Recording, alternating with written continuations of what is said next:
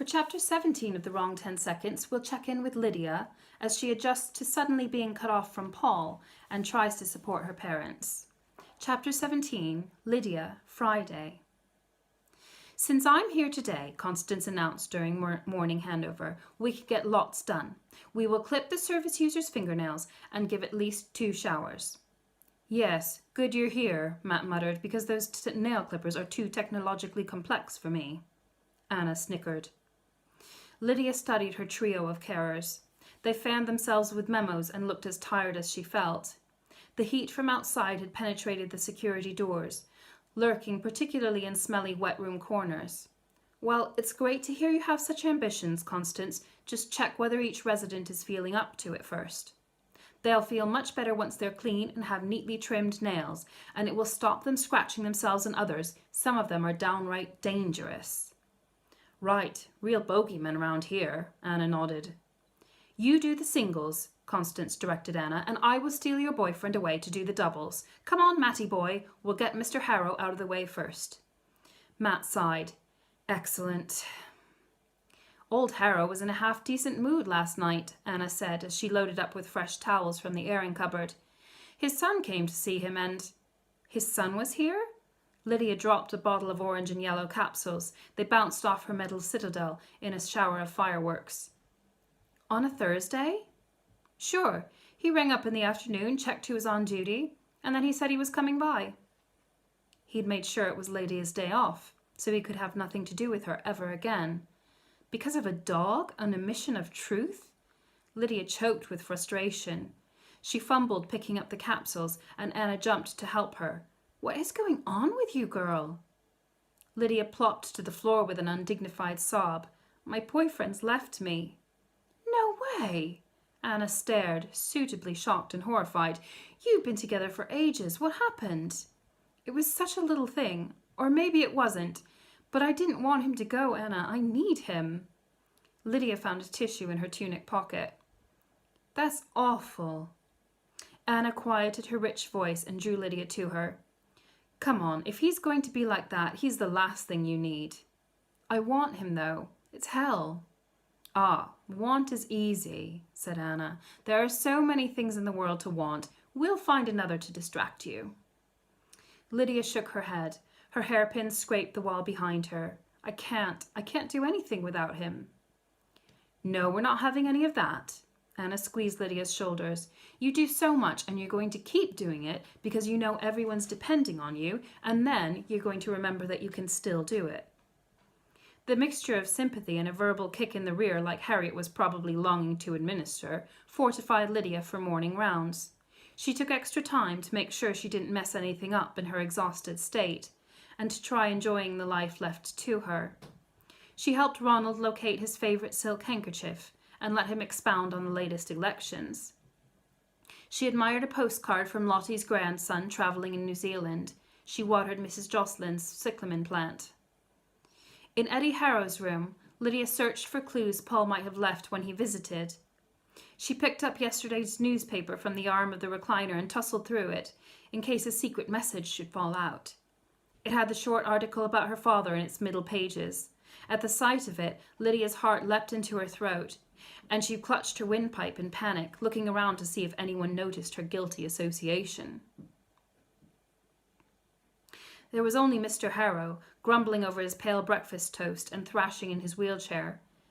Did you enjoy your cider and your paper last night, sir? She asked him. He grunted. Not a damn thing in there about the Japs. I want to know what those yellow bastards are up to these days. A welcome opportunity to think of suffering bigger than her own. Do you worry they'll come after you, even now? Like to see them try. Mr. Harrow kicked. His toast crusts bounced from his lap to the floor. She picked them up and put them in the bin. You're safe here, I promise. Tell that coloured bint who shoved me into a freezing cold shower this morning. Thought I'd lose my last fingers. He waved his hand in Lydia's face. I'll speak to her about it, but I must remind you, sir, to use respectful language when speaking to people. Oh, piss off. Lydia made as swift a departure as her heavy medicine fortress allowed. Since he wasn't about to refrain from abusive speech, she needn't hold up her end of the bargain to chastise Constance. What little confidence she'd gained in standing up to the carer was obliterated now, and Eddie Harrow could thank his son for that. Lydia woke Alice and gave her juice with her pills. "Did the postman come yet?" Alice asked as her blue eyes fluttered open. "Why, are you expecting some post?" With no family, Alice never received letters. Alice laughed, a low chuckle. "No, no post, but he'll come, you'll see." "Oh, right." Lydia gazed absently at the Peppa Pig episode on Alice's TV. She'd probably end up so alone when she was old, but not as skinny. Alice had been a successful dancer. After coaxing Alice to drink more apple juice, Lydia hauled her cabinet down the corridor. Shouting came from Biting Betty's room. Lydia approached warily from behind the little fortress. "And I'll tell you one thing." Bending over Betty's fingernails, Constance spoke loudly to Matt while Betty cursed. "I cannot stand—" "Clear off you! Get out of my house! I have 2 bolts, 20 yards each, for 1.6 shillings." "Hold still and don't be rude. I'm talking." Constance brandished the nail clippers and dodged a swipe from Betty's free hand. "Pin her down, won't you?" Matt obeyed but clasped Betty with warmth while rolling his eyes at Lydia. "It's all right, Betty. We're just getting you fixed up." The sound of the clippers echoed off the wet room walls. "She is like a wild beast with these claws. We'll all be safer when I've got rid of them." Constance noticed Lydia standing behind Betty's ensuite. "You'll have to wait, nurse. We are very busy here."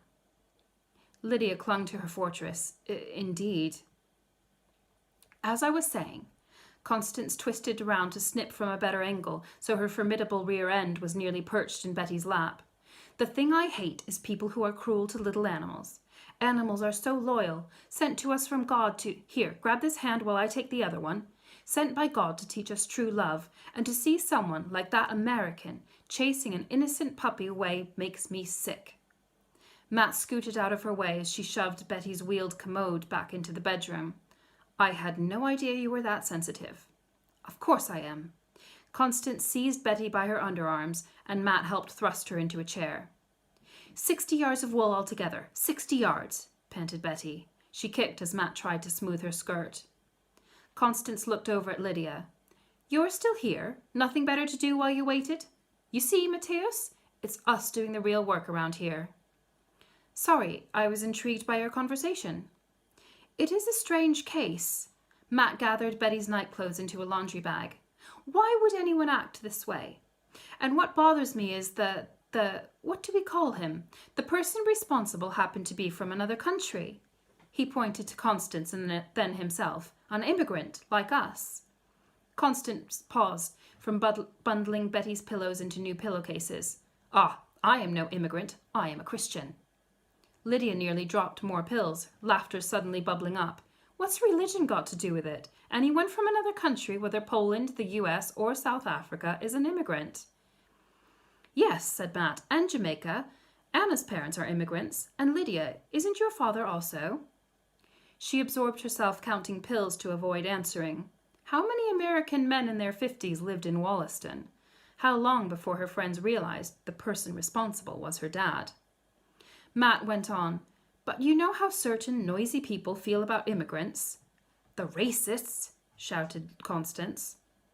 Matt positioned a tray table beside Betty with her knitting and a beaker of tea. She snatched up the knitting and he dove out of the needle's reach. "Yes, and people who feel unfortunate and fearful. Now they can point to this and say, 'A nasty foreigner was mean to a dog. Get rid of them all.'" "Surely this won't make much difference." Lydia deposited Betty's tablets on the tray table, then hopped back. "Have these with your cup of tea, please, Betty." Betty devoured them, teeth clacking. Lydia turned back to Matt. "It's not going to change anyone's mind, is it? People who blamed foreigners for their problems still will, and those who weren't fussed still won't be." They went back down the corridor, the medicine cabinet's wheels rumbling, Matt swinging the laundry bag. "Maybe, but the ones who blame us want a reason to explode. Haven't you seen on the news what it's like now?" No, she avoided the news lately, and social media was useless without Paul. Of course, this strange case had been enough to change his mind. After her shift, Lydia drove to see her parents, cranking the volume on Eminem to edge her strength up from rock bottom. She'd needed to soldier smiling through Charlie's panicked industriousness and her mother's agonized silence. Tonight, though, Charlie seemed subdued. He'd cooked pasta marinara for dinner, and he greeted Lydia with apologies. "I'm afraid there's none left. I used a little jar of sauce instead of making it." "That's fine." Lydia sat by her mother. The circles under Harriet's eyes were darkening. "I don't just come here to eat, you know." Charlie shrugged. "I suppose." His slow pace was more a sign of danger than a relief. "We could play a game," she suggested. "We could." Charlie sat on the edge of his chair, shoulders bowed. "Cards or dominoes or something?" Lydia wove her fingers in with her mother's. "Then I can help with the hoist." "Maybe. I don't think anyone else is coming." "Have you had much help?" He laboured to his feet and put the kettle on. "Miss Manicure, Marie, from the Philippines. She came this morning for her shift. She was quiet. She didn't spend much time on your mum's hair or nails or anything like she used to." Harriet moaned briefly as if that weren't important. "Of course it's a small thing," Charlie agreed, "but I don't know if it means she, too, will quit." Steam from the kettle partially obscured his face. "3 have already. I've asked the agency to rearrange the shifts. I only need someone for an hour in the morning and an hour at night. But they don't seem pressed by the importance." "Thanks." Lydia accepted a mug of tea from him. "It seems a bit draconian, doesn't it?" "Puritan." Charlie sighed. He poured Harriet's tea from one beaker to another, again and again, to cool it. "What if you talked to them? I mean, if the agency worked as a mediator and got you together with the carers so you could reassure them. We used to do meditations like that at Robin's Hill when misunderstandings arose." That was before Mr. Lafferty's wife caught him cheating and sued for a divorce. He wasn't as tight-fisted back then. Things weren't so rushed. Charlie took his seat again, holding Harriet's tea up for her. "I don't think so. If people want to think badly of me, I can't do anything about it." Lydia stared at his resigned expression. "That's the complete antithesis to how you've acted all your life." "Do you actually disagree?" A lump rose in her throat. Daddy, maybe a few people want to think the worst, but there must be more of us longing to believe the best. If you just say what happened, what made you do something so uncharacteristic that day." "You really think so?" "Yes. Mum and I, we know you're not malicious, and we get why you acted strangely. We've always—" Lydia stopped herself before saying something unhelpful like, "We wondered when you'd finally snap." "Ah," Harriet seconded as vehemently as she could manage. The effort bulged her puffy skin and made her paler. Charlie seized Harriet's hand. "Well, I suppose I might make a statement or something. Is that what you mean?" "Sure." Lydia blinked. She realized she didn't know what she wanted him to do, but at least to defend himself somehow, to assert he wasn't alone, since she couldn't swear to any of those things for herself. "Sure, let people know your side of the story." And that's the end of chapter 17.